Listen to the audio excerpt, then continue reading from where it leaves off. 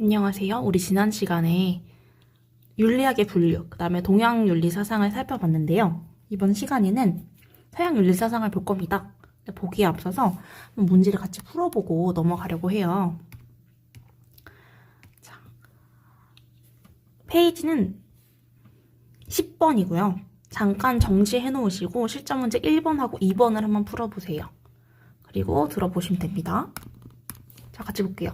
다음에서 설명하는 윤리학은 이라고 묻고 있습니다. 여기서는 윤리학의 분류에 대해서 묻고 있는 거죠.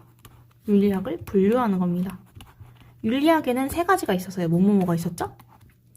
규범윤리학, 그 다음에 메타윤리학, 기술윤리학이 있었습니다.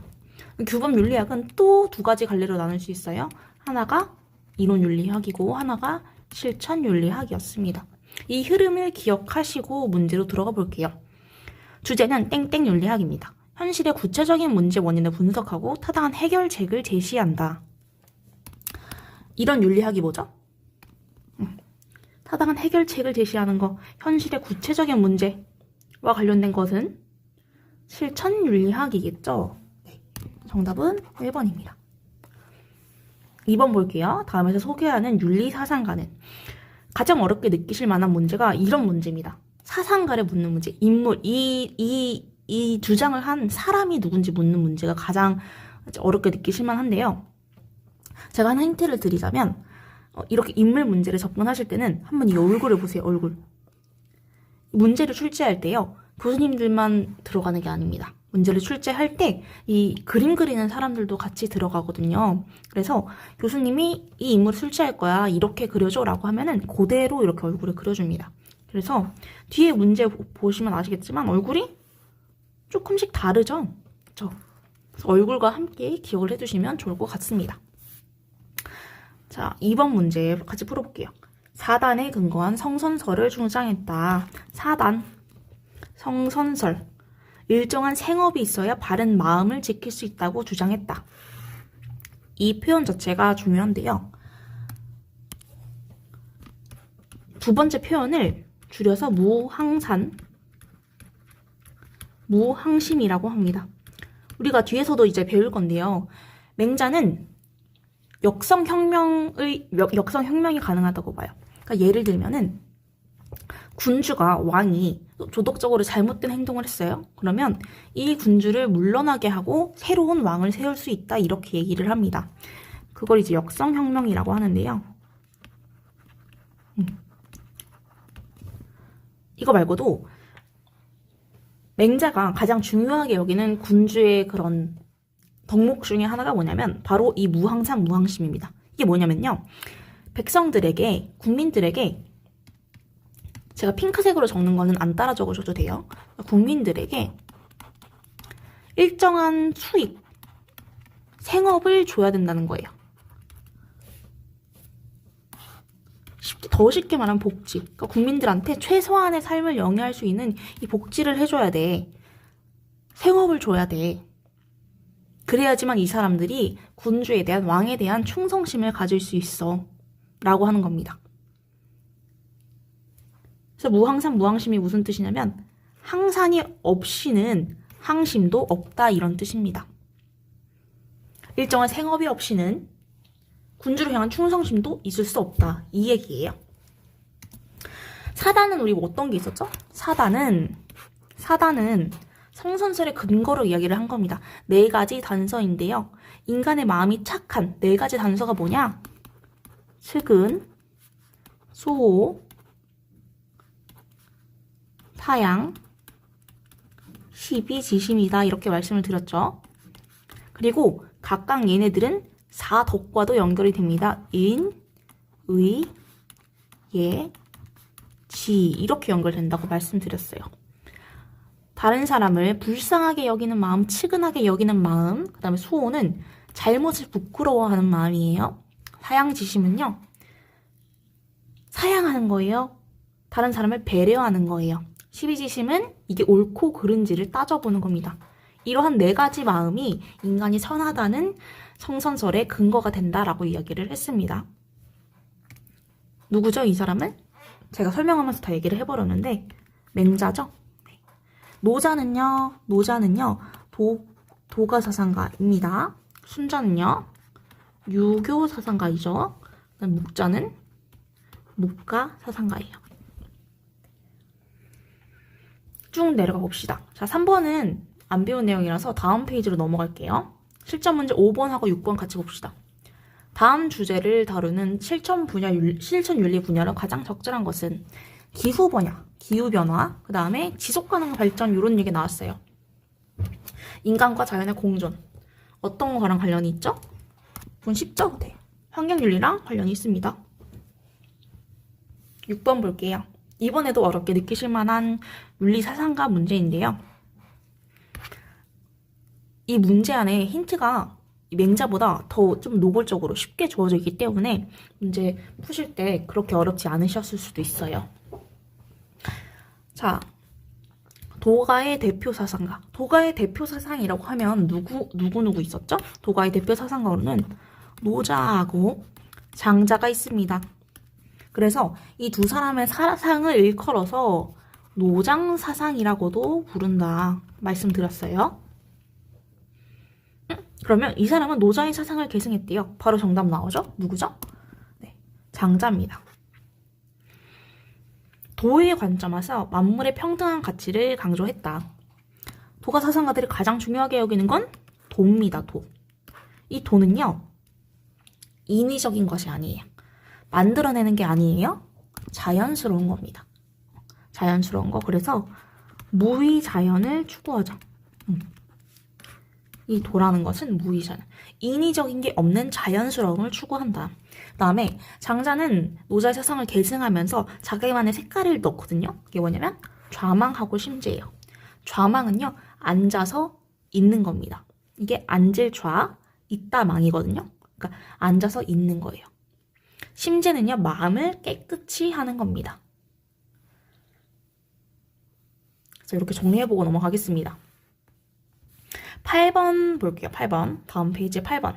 가에 들어갈 윤리사상은 사단 나왔네요. 사단. 얘는 누구의 사상이죠? 얘는 맹자의 사상입니다. 효제충성. 제가 이거는 한 단어로도 알아놔도 된다라고 말씀드렸는데, 효제충성. 이거는 공자가 강조한 개념이죠. 공자가 강조한 개념이고, 맹자랑 순자도 효제충서를 그대로 강조했습니다. 그 다음에 오륜, 삼강오륜 이런 말씀 들어보셨죠? 오륜이 뭐냐면요, 제가 하나하나 다 써드릴게요. 오륜은 5가지 윤리예요. 5가지 윤리. 어떤 게 있느냐? 첫 번째로는 부자유친. 그 다음에 군신유의, 또 부부유별, 그 다음에 장유유서, 마지막 붕우유신 이렇게 됩니다. 부자유치는요, 부모하고 자식 간에는 친함이 있어야 된다, 사랑이 있어야 된다 이런 이야기예요. 군신유의는요, 군자하고 신하 간에는 의의가 있어야 된다 이 얘기예요. 그 다음에 부부유별은요, 부부간에는 분별이 있어야 된다. 부부간에는 분별이 있어야 된다. 장유유서는요, 어른, 길고 짧은 거잖아요. 어른하고 아이 사이에는 서열이 있어야 돼. 질서가 있어야 돼. 이 얘기입니다. 붕우유시는요, 친구 사이에는 믿음이 있어야 된다. 이렇게 5가지가 오른인데요. 이거는 시험에 절대 이게 뭔가를 묻는 거 안 나와요. 그냥 한번 들어보시고 넘어가시면 되고. 그래서 얘는 어떤 사상과 관련이 있을까요? 유교 사상하고 관련이 있죠. 네. 유교 사상하고 관련이 있습니다. 만약에 불교 사상이랑 관련이 있으려면 연기설, 그다음에 보살, 열반, 해탈 이렇게 문제가 나올 수 있겠죠. 도가 하면요, 무의자연, 그 다음에 도라든지 좌망, 심재 이런 키워드들이 나올 수 있을 겁니다. 네. 그래서 문제는 우리가 지난번까지 배운 문제는 다 풀어봤고, 다시 앞으로 넘어가서 어디 페이지로 갈 거냐면요. 7페이지로 올게요. 7페이지로 가면 서양 윤리적 접근해서 나옵니다. 제가 이제 어떤 이야기를 말씀드릴 건데요. 이 이야기를 듣고 한번 판단해 보세요. 자, 제가 판단에 맡기는 겁니다. 자, 기차가 달리고 있습니다. 여기 기차예요. 기차가 달리고 있어요. 이렇게 트랙이 2개가 있습니다. 이렇게 하나 길이 있고 여기 길이 이렇게 있고. 그런데 기차가 브레이크가 망가져 버린 거예요. 그럼 멈춰야 되잖아요. 어떻게 멈추냐 고민을 해봤더니, 자, 왼쪽에는 사람이 5명 있습니다. 오른쪽에는요, 보니까 사람이 1명 있어요. 기차를 운전하는 지금 우리가 각자가 지금 기차를 운전하고 있는 거예요. 기차를 운전하다 보니까 사람을 치면 멈출 수 있을 것 같아요, 기차가. 그러면 어느 쪽으로 핸들을 트실 것 같아요? 1명 있는 쪽? 5명 있는 쪽? 어디로 가야 될까요? 아마 많은 분들이 1명이 있는 쪽으로 핸들을 꺾자고 하실 것 같아요. 그쵸? 5명을 희생하는 것보다 1명을 희생한다면 여기 기차 안에 있는 사람들, 그 다음에 이 5명까지 모두가 행복할 수 있는 길을 고르는 거죠. 1명을 고르신 분들은 최대 다수에게, 가장 많은 사람들에게 최대 행복을 가져다주는 입장을 가진 거예요. 반면에 5명을 고르신 분들, 혹은 한 명을 고르신 분들도 있지만 아예 고르지 못하신 분들도 있을 거예요. 왜일까요? 어떤 사람을 지금 이 기차를 멈추는 수단으로 사용했단 말이에요, 수단. 근데 인간은요, 어떤 것을 수단으로 사용할 수 없어요. 인간 그 자체로 존엄성을 가지잖아요, 존엄성. 무슨 이야기인지 아시겠죠? 그래서 이렇게 인간은 수단이 아니야. 인간은 그 자체로 존엄성을 가져. 인간은 목적으로 대우해야 돼. 이렇게 볼 수 있습니다. 그래서 서양 윤리적 접근은 크게 2파로 나뉘는데요. 이렇게 1명을 고르신 분들, 최대 다수의 최대 행복으로 고르신 분들, 그다음에 어느 쪽도 선택할 수 없어. 인간은 그 자체로 존엄해. 인간은 수단이 아니라 목적이야. 이렇게 이야기하는 2가지 축으로 나뉩니다. 같이 볼게요. 첫 번째가 의무론적 접근입니다. 의무론적 접근. 의무론은 자연법 윤리에 기반을 하고 있거든요. 자연법이 뭘까? 이 자연은 우리가 흔히 생각하는 그런 나무나 숲 같은 그런 자연이 아닙니다. 자연을 영어로 하면 뭐죠? 자연을 영어로 하면 nature라고 하는데요. nature. 이게 자연이거든요. 자연. 그래서 화장품 광고할 때 nature republic 뭐 이런 식으로, 그러니까 자연을 넣어서 뭔가 좀 환경 친화적인 그런 이미지를 넣는다든지 이렇게 하는 거죠. 근데 이 네이처에 어떤 뜻이 있냐면, 자연이라는 뜻도 있지만 어떤 뜻이 있냐면 본성이라는 뜻도 있습니다. 본성. 그래서 이 자연법이라는 건 우리가 생각하는 그런 숲이나 나무를 의미하는 게 아니라 인간의 본성 안에 내재한 것을 의미합니다. 본성 안에 내재한 법을 이야기하는 거예요. 볼까요? 인간 본성에 의거하는 법입니다. 그리고 모든 인간한테 태어날 때부터 자연적으로 주어져 있어요. 자연적으로. 인간 본성에 의거해서. 그러면 이 자연법을 어떻게 인식하느냐? 자연법이라는 건 이성이나 직관을 통해서 인식할 수 있습니다. 아퀴나스라는 사람은요, 마찬가지로 자연법 윤리에 대해서 좀 정리를 했는데요. 이 사람은 자연법의 기본 원리라는 걸 만들어요. 그게 뭐냐?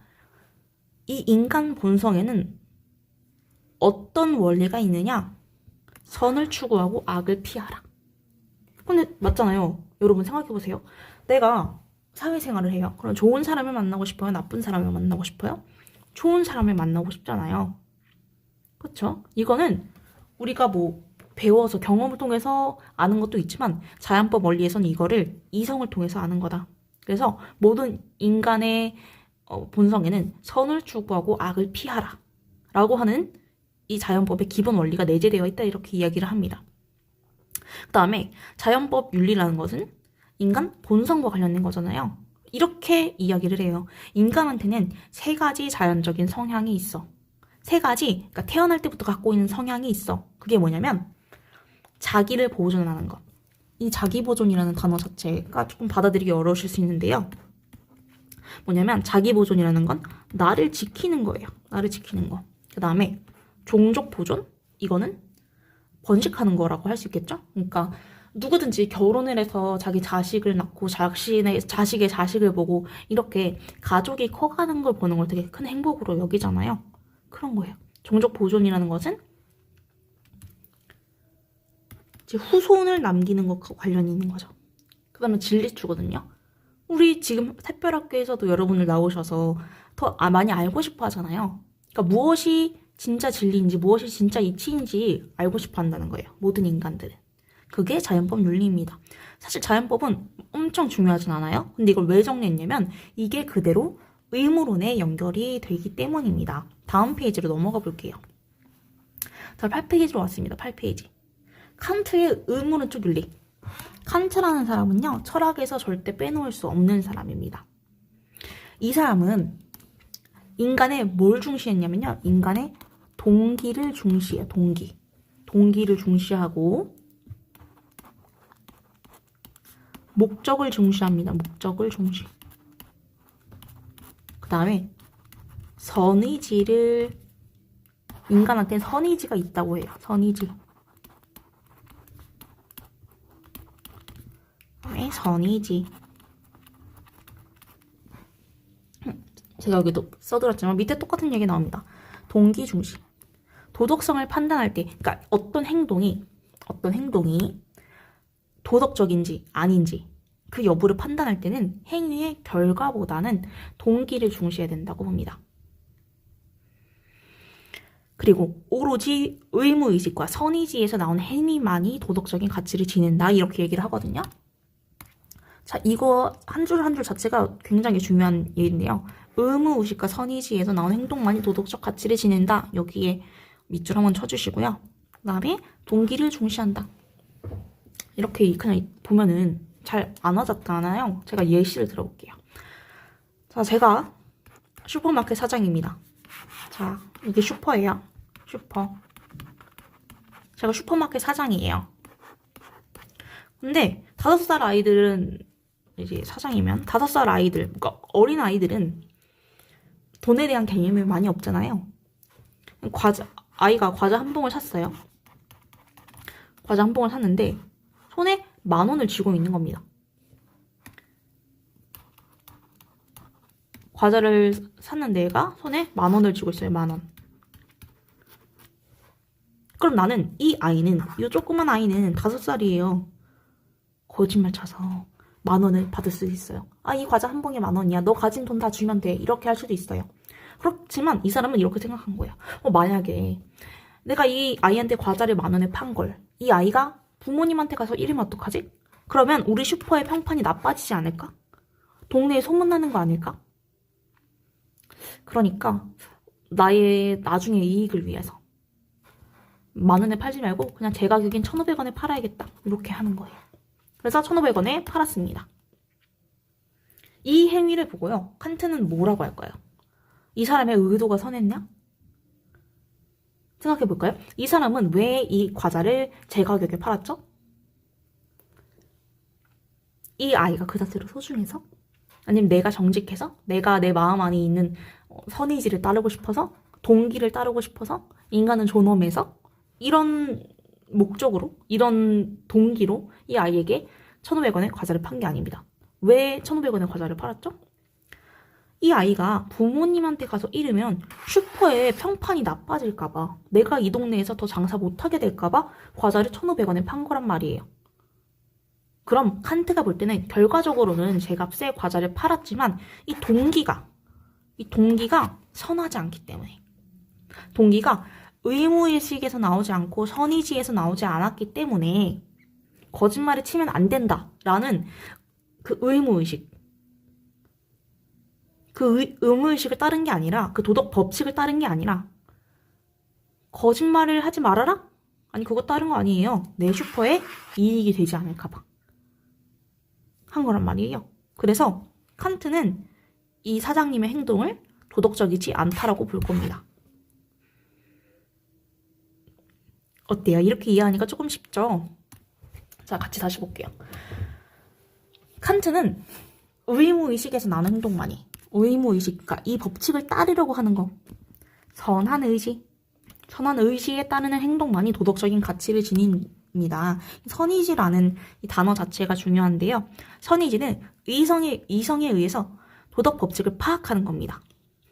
거짓말 치지 말라, 살인하지 말라, 이런 거 도덕 법칙을 파악하고 이거를 따르려고 하는 마음의 순수한 의지, 선한 의지예요. 그것을 선의지라고 합니다. 그리고 칸트는 도덕 법칙을 이렇게 이야기해요. 도덕 법칙은 어떤 형식으로 제공되냐, 어떤 형식으로 나타나느냐 하면 도덕 법칙은 예외가 없어요. 예외가 없어요. 예외가 없이 무조건 따라야 되는 정언 명령의 형식으로 주어진다, 이렇게 얘기하거든요. 이 말 자체 또 어렵죠. 정언 명령의 반대가 뭐냐면 가언 명령이에요. 가언 명령.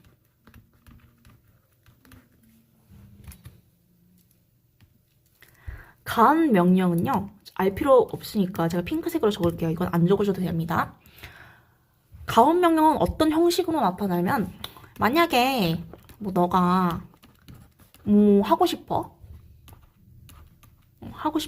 만약 너가 뭐 하고 싶다면 뭐 해라, 이렇게. 만약 뭐뭐 하고 싶다면 네가 뭐뭐 해야 돼. 만약이라는 단어가 붙었어요. 너한테 선택이 맡기는 거예요. 이거는 무조건 따라야 되는 게 아니라 너가 뭐 하고 싶으면 하고 말고 싶으면 말고, 요 얘기잖아요. 그쵸? 이게 가언 명령입니다. 그런데 정언 명령은요, 정언 명령은 어떠한 상황에서도 지켜야 되는 거예요. 배에 사람 3명이 남았어요. 이 사람들은 지금 바다를 40일째 표류하고 있습니다. 40일째 표류하고 있어요.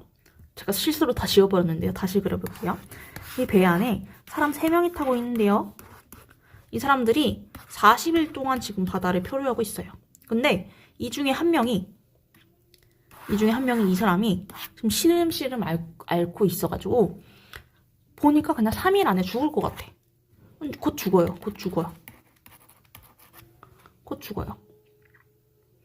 그럼 그렇다고 해서 이 사람이 곧 죽을 거기 때문에 이 두 사람이 얘를 그냥 죽여가지고 먹어도 될까요? 식인 행위를 해도 될까요? 아니죠. 이러한 극한 상황에 있어도 물론 상황에 따라 조금씩 유동성 있게 돼야 되긴 하지만 칸트는 이렇게 보는 거예요. 40일 동안 아무것도 못 먹는 이런 상황에 있어도 인간은 죽이면 안 돼. 무조건적으로. 왜? 인간은 그 자체로 존엄하거든.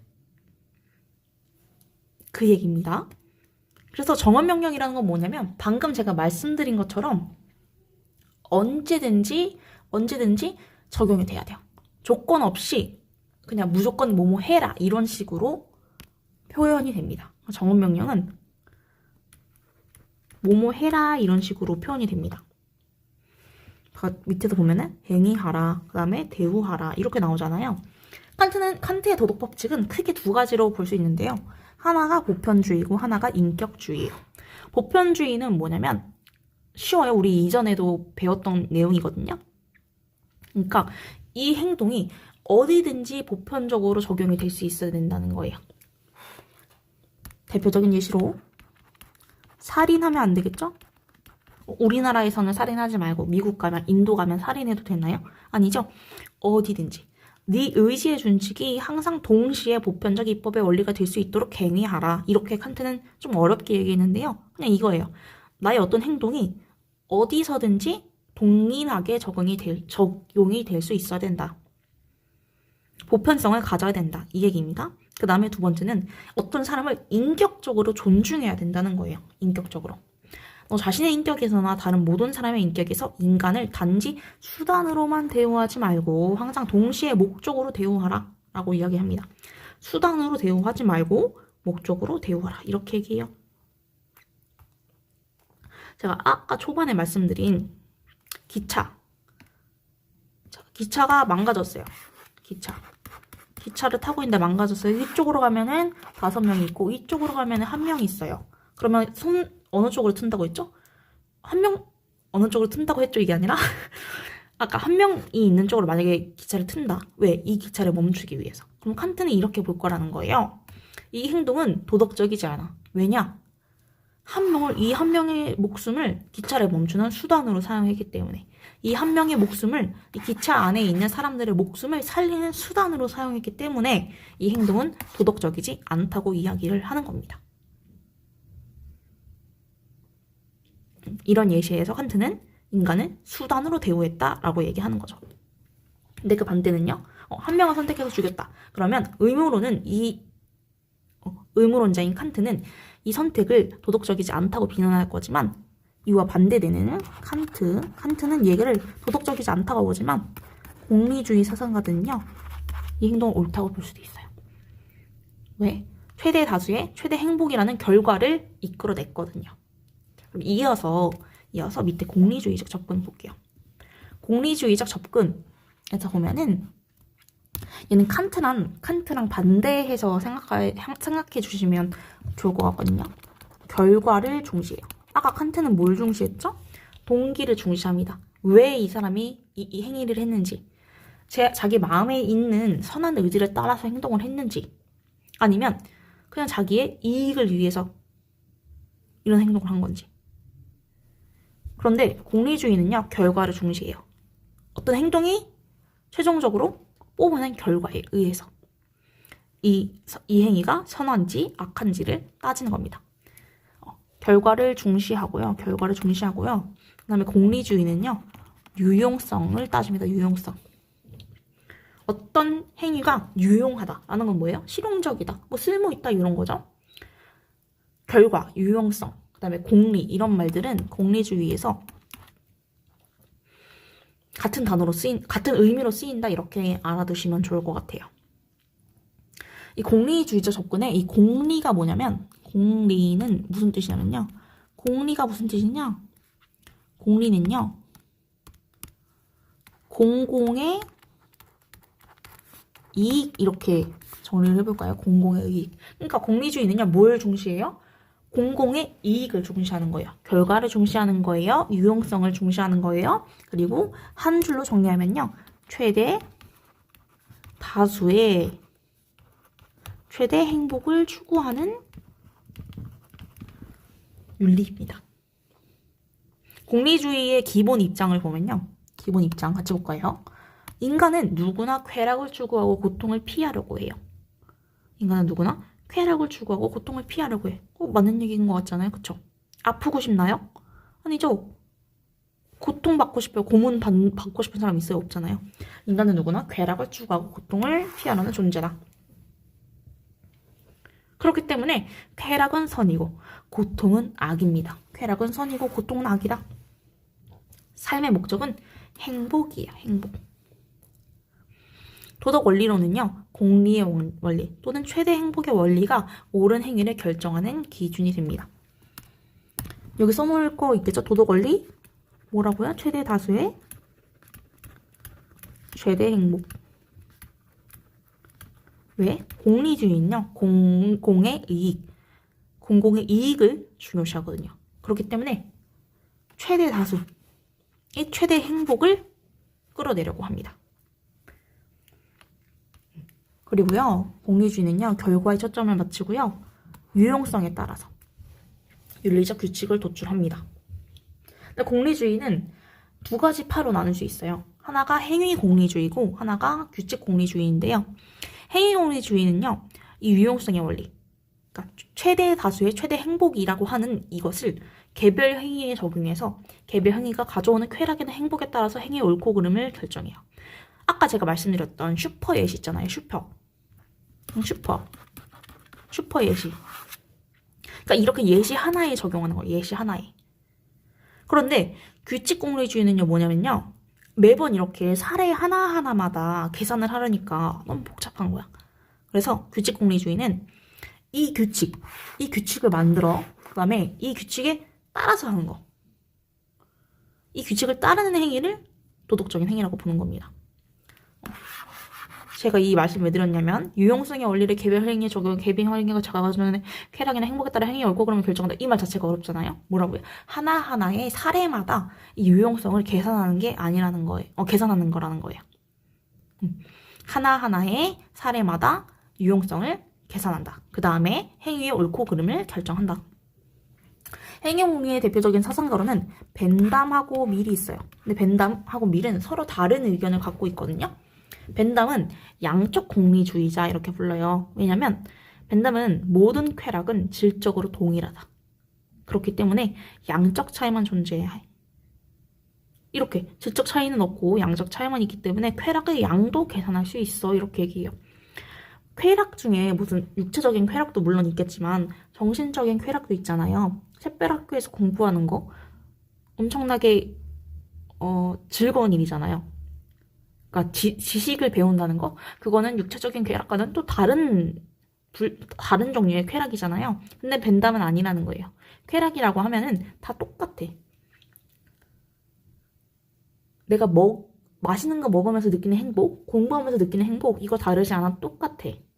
양적 차이만 존재해. 그렇기 때문에 쾌락의 양은 계산할 수 있다. 이렇게 얘기를 해요. 근데 벤담은 뭐라고 하냐면, 어떻게 모든 쾌락의 이 질이 똑같냐. 쾌락이라고 하는 건 질적으로 다르다. 질적으로 다르다. 쾌락의 양뿐만 아니라 질적 차이를 인정해요. 그래서 사람이라면, 인간이라면 질적으로 높고 고상한 쾌락을 추구할 거다. 이렇게 얘기를 해요. 그래서 미리 한 얘기 중에 대표적인 얘기가 뭐냐면,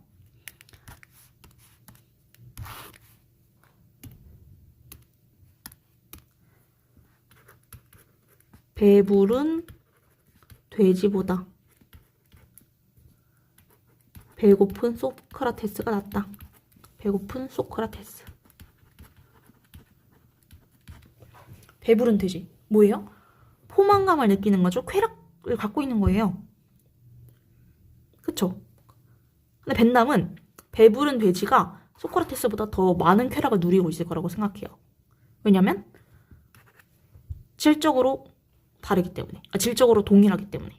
근데 밀은 뭐라고 얘기하냐면, 소크라테스, 그러니까 배부른 돼지보다는 차라리 그냥 배고픈 소크라테스가 나아. 왜?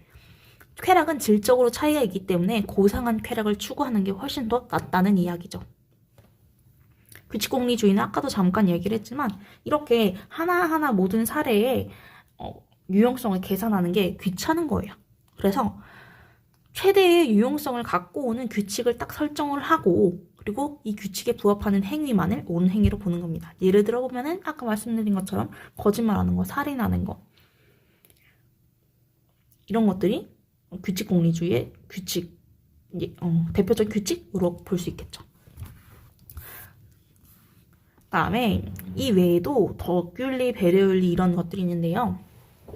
덕윤리랑 배려윤리는 최근에 등장한 윤리예요. 이것들은 동기나 결과를 중시하는 의무론이나 공리주의와는 조금 다릅니다. 이 사람들은 이 행위가 산출한 결과 혹은 행위의 동기를 보는 게 아니라, 이 사람들은 이 행위자가, 이 행동을 한 사람이 얼마나 덕을 갖추고 있는가, 얼마나 착한가, 이걸 바탕으로 이 도덕적으로 옳은 행동인지 아닌지를 판단합니다.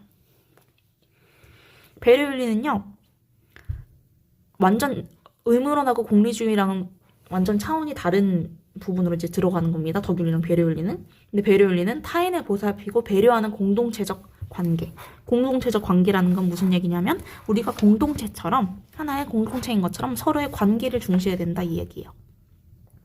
그다음에 수용성. 엄마는 아기들의 모든 투정을 다 받아줍니다. 그렇죠? 그걸 수용성이라고 보는 거고, 관계성. 아이하고 엄마는 관계 맺어요. 그리고 아이가 요구하는 모든 것에 다 대답을 해줍니다. 이거를 배려윤리자들은, 배려윤리를 주장한 사람들은 모성적 배려라고 얘기를 해요. 그래서 우리가 배려를 할 때 모성적 배려를 해야 된다. 엄마처럼 배려를 해야 된다. 이렇게 얘기하는 겁니다. 그리고 도덕과학적 접근은 도덕의 근원인 이 감정, 이성의 역할, 그다음에 상호관계를 과학적인 방법으로 측정하는 거예요. 뭐 뇌파 측정을 한다든지 이런 식으로 이제 과학적인 접근법을 사용해서 보는 거고요. 진화윤리학은 도덕성을 진화의 산물로 인식하는 겁니다. 도덕성이라는 거 태어날 때부터 갖고 있는 거 아니야. 우리가 진화하면서 그 산물로 나타나는 게 도덕성이야. 이렇게 보는 거죠. 덕윤리랑 배려윤리까지는 출제될 수도 있는데 도덕과학적 조건 이건 안 나올 것 같아요. 그래서 덕윤리랑 배려윤리까지만 정리를 해두시면 좋겠습니다. 같이 문제 풀어봅시다.